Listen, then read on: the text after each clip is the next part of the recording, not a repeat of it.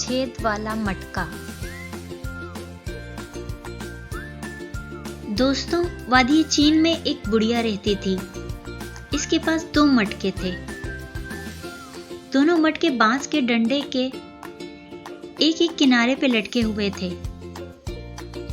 बुढ़िया बांस को अपने गर्दन के पीछे से गुजार कर कंधों के सहारे डंडा पकड़ा करती थी।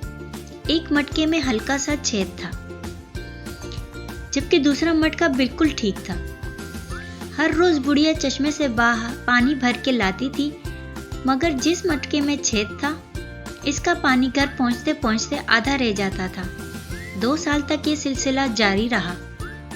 सही सलामत मटके को अपने ऊपर नाज़ो गुरूर होने लगा कि वो पूरा पानी लाता है, जबकि छेद वाला मटका बेचारा शर्मिंदा रहने लगा क्योंकि इसका पानी आधा रह जाता था। आखिर छेद वाले मटके ने एक दिन हिम्मत करके बुढ़िया से कहा कि वो इसे तब्दील करवा कर कोई सही सलामत मटका ले ले। चूंकि इसमें छेद है, इसलिए वो पानी लाने के काबिल नहीं है। बुढ़िया ने यह सुना तो मुस्कुराने लगी और बोली, क्या तुमने गौर नहीं किया कि तुम्हारी तरफ वाले रास्ते में कितने फूल उगे हैं? मुझे मालूम था कि तुम में छेद है, लिहाजा मैंने तुम्हारी तरफ वाले रास्ते में फूलों के बीज डाल दिए थे,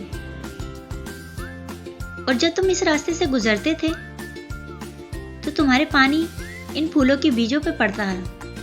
और देखो, आज कितने खूबसूरत और रंग बिरंगे फूल सिर्फ तुम्हारी वजह से उग आए हैं, और मुझे भी ज्यादा मेहनत नहीं करना पड़ी। मैं इन सब फूलों का गुलदस्ता बनाकर अपना घर सजाऊंगी। मैं तुम्हारे बगैर ये सब नहीं कर सकती थी। हर किसी में कोई ना कोई खूबी और खामी ज़रूर होती है, मगर असल मज़ा तो ये है कि आप किसी की खामी को किस तरह खूबी में तब्दील करते हैं। तो दोस्तों, उम्मीद है आपको ये कहानी अच्छी लगी होगी। ये कभी किसी को कमतर ना समझे। अगर आपको मेरी ये कहानी अच्छी लगी तो मेरे चैनल को ज़रूर सब्सक्राइब कीजिएगा और बेल आइकन दबा दीजिएगा ताकि आने वाली हर नई वीडियो की नोटिफिकेशन आपको मिलती रहे।